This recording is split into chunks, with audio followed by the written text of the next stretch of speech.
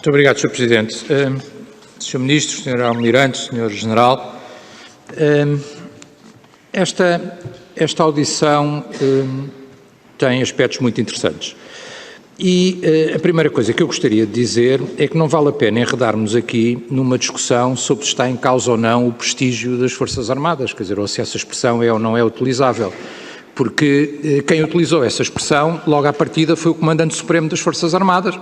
Foi o Presidente da República que, quando foi ouvido sobre esta matéria em Cabo Verde, disse que haveria uma exceção de comentar um assunto de alguma forma interno no estrangeiro, por ser um assunto que estava relacionado com o prestígio das Forças Armadas. E, portanto, não vale a pena estarmos aqui a discutir isso. Mas, se quisermos, por mim, não haverá até problema nenhum em substituirmos a palavra prestígio das Forças Armadas por imagem das Forças Armadas. Não tenho problema nenhum com isso, porque, de facto, aquilo que eu não quero vir aqui discutir hoje é o prestígio no sentido do mérito, no sentido do valor, no sentido do brio de milhares e milhares de homens e mulheres que servem as Forças Armadas Portuguesas, que as servem em missões internacionais e que as servem, obviamente, com muito mérito, muita dignidade e muita coragem. Isso não é aquilo que nós queremos discutir aqui.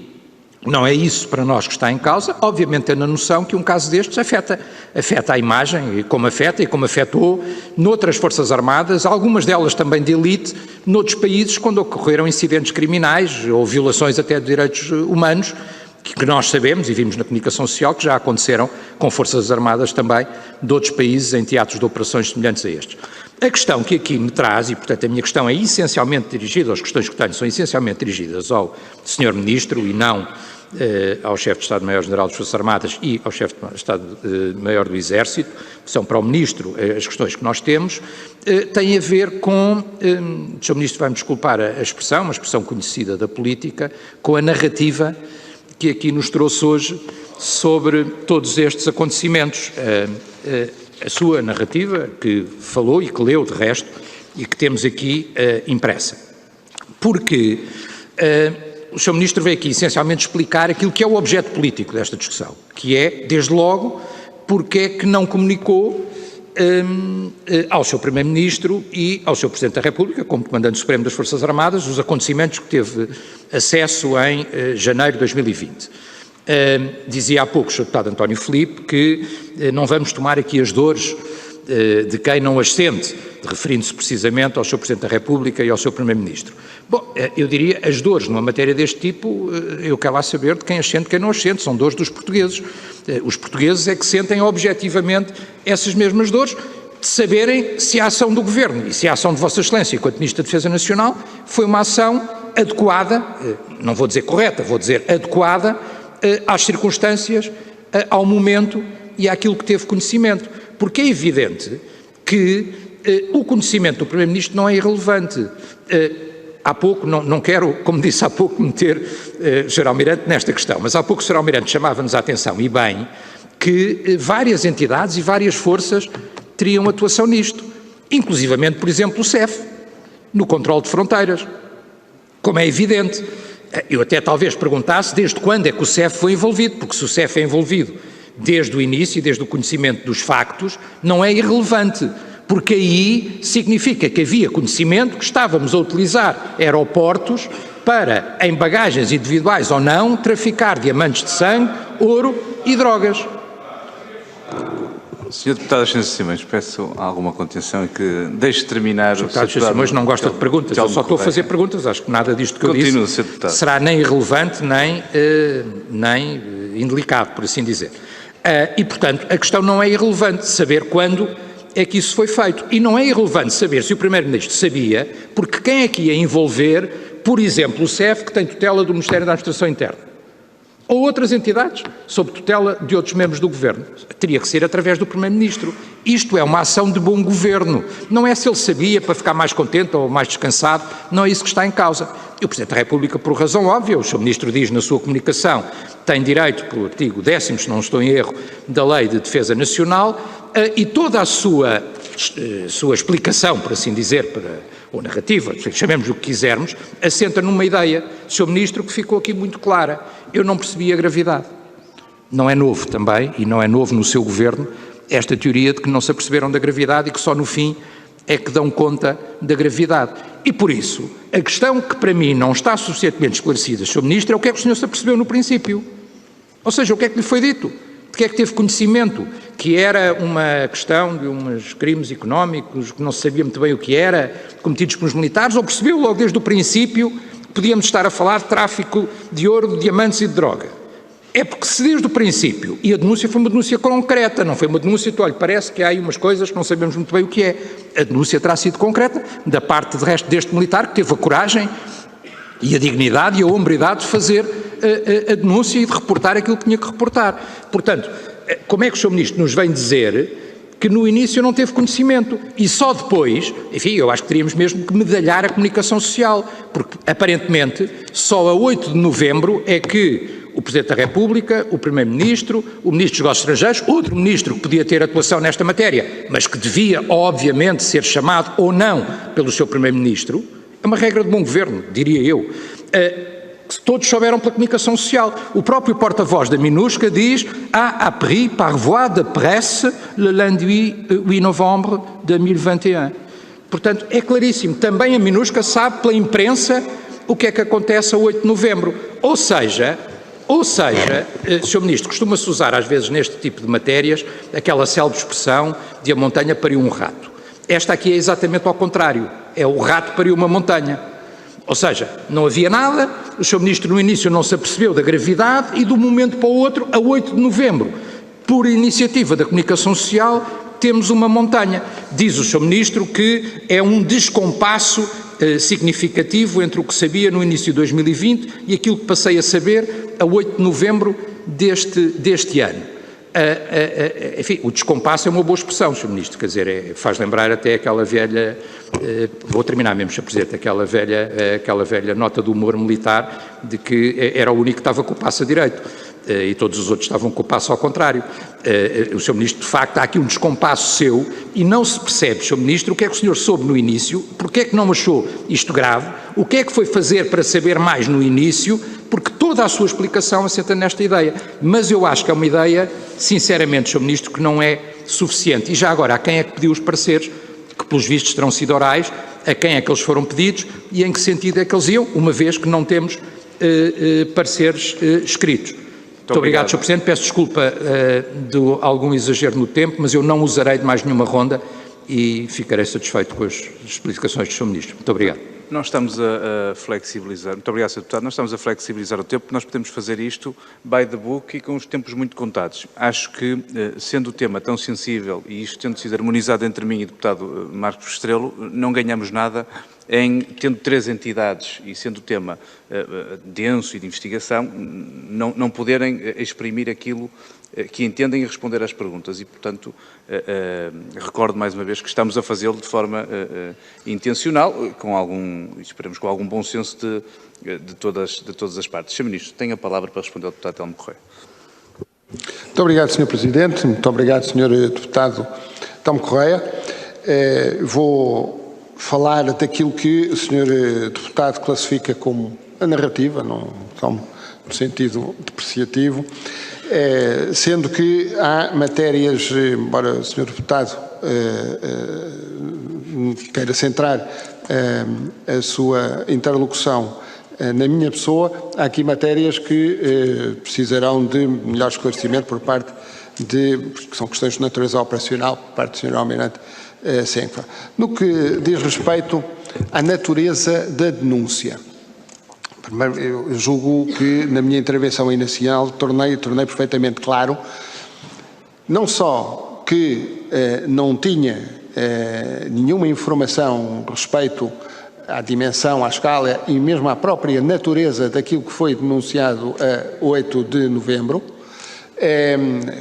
ouro, estupefacientes e associação criminosa, como aquilo que soube inicialmente no início de janeiro e depois a 13 de fevereiro, não permitia vislumbrar algo que resulta de 22 meses de trabalho da Polícia Judiciária. Quer dizer, eu seria, não o Ministro da Defesa Nacional, mas o Ministro para o Nostradamus se conseguisse imaginar que a partir de partículas de informação se produziria, ao fim de 22 meses de trabalho por parte da Polícia Judiciária, um enredo muitíssimo mais vasto. O que é que eu sabia? Ou o que é que me foi dito? Aquilo que me foi dito foi, inicialmente, de forma extremamente esquemática, até devido à via de comunicação utilizada. O Sr. Almirante Senkva telefonou-me a partir do estrangeiro e disse: há um problema, há uma dificuldade que envolve um militar na RCA e é um assunto que vamos entregar à Polícia Judiciária Militar, e assim foi. Pouco depois, na semana de 6 de janeiro, falámos verbalmente e o Sr. Almirante, falámos em pessoa, e o Sr. Almirante Senkva disse-me que era uma questão relacionada com uma denúncia de um indivíduo que não teria recebido a sua parte numa venda de diamantes. Não foi mais do que aquilo que eu acabei de descrever nesta frase. Foi essa a informação que eu recebi, foi essa a informação que o Sr. Almirante Senkva tinha para me dar. Cerca de um mês e pouco mais tarde, recebi da parte do Sr. Almirante Senkva a indicação de que haveria uma denúncia envolvendo um outro militar e que também essa denúncia haveria que se encaminhar para a Polícia Judiciária Militar, e assim foi. Não havia sequer naquele momento a ideia de que as duas denúncias estariam associadas uma à outra, embora fosse razoável imaginar que assim fosse. Ponto final. Ponto final, Sr. Deputado, acabei de descrever tudo aquilo que soube no início de 2020 e que soube tudo aquilo que eu sabia até o dia 8 de novembro de 2021. E essa informação, claro que o exercício das competências que estão estabelecidas ou da obrigação que está estabelecida no artigo 10º da Lei de Defesa Nacional, requer sempre uma calibração. Qual é a informação que tem suficiente relevância para levar? Essa informação não tinha essa relevância e não a levei nem a Primeiro-Ministro nem ao Sr. Presidente da República. Essa informação não tinha essa relevância, não tinha solidez e naturalmente, se eu tivesse uma bitola extremamente alargada, poderia inundar o Sr. Primeiro-Ministro e o Sr. Presidente da República com informação de toda a espécie, muita da qual não produziria efeito nenhum. Naquele momento não tinha sequer ideia de que isto poderia redundar em algo de sólido.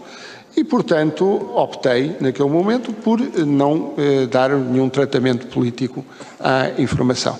E, portanto, é esse o fundamento, Sr. Deputado, da narrativa que trouxe para a Assembleia da República e que representa a estrita verdade da situação. Sr. Deputado, em relação às questões que colocou quanto ao envolvimento do CEF, em que momento e como, o Sr. Almirante Senkva poderá responder que não passaram por mim.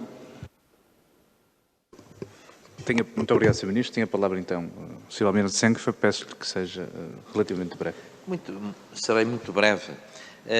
As solicitações para o CEF participar nos controlos da chegada das Forças Nacionais Destacadas é desde o início.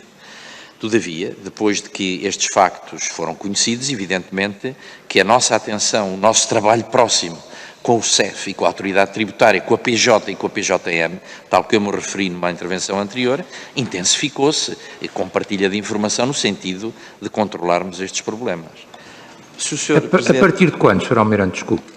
Foi exatamente a partir do momento que tomámos aquelas medidas, a partir da segunda denúncia, logo da primeira denúncia, logo no início portanto, a partir de janeiro, aquilo que ocorreu foi que o envolvimento logo da Polícia Judiciária e da Polícia Judiciária Militar nos controlos em Figo Maduro O primeiro foi a 5 de março, que foi quando houve um voo de reabastecimento da nossa Força Nacional Destacada, e depois o voo de retração e de mudança das forças a 12 de março.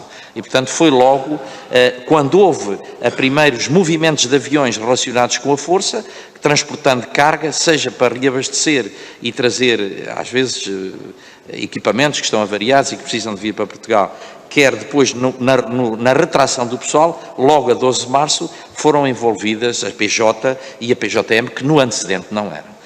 Mas se o Sr. Presidente me permitisse, eu gostava, já os Srs. Deputados, 2 ou 3 que lançaram aqui uma dúvida sobre as comunicações. De uma forma breve. Muito breve, agradeço.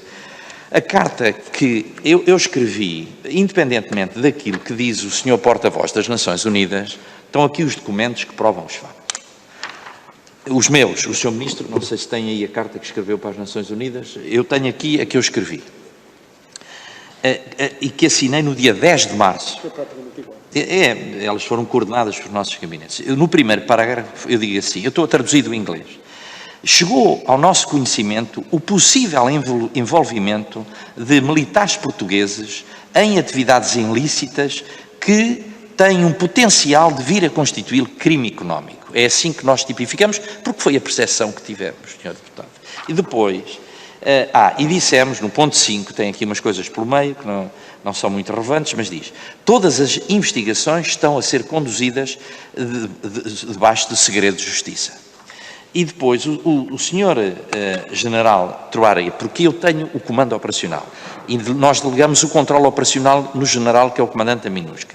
Ele responde-me uma carta, que tenho aqui também, está aqui, em que, entre outras coisas, diz: o comandante da Força MINUSCA felicita calorosamente as autoridades militares portuguesas por terem prontamente empenhado investigadores nacionais e independentes, atuando com total transparência e objetividade sob a supervisão das autoridades judiciais competentes, para esclarecer as Nações Unidas sobre a veracidade dos atos alegadamente cometidos por alguns membros da Força de Reação Rápida Portuguesa. Portanto, estas diria aqui outras coisas, sobre o prestígio também tenho, se o Sr. Deputado quiser, mas agora para não roubar mais tempo, ficaria por aqui.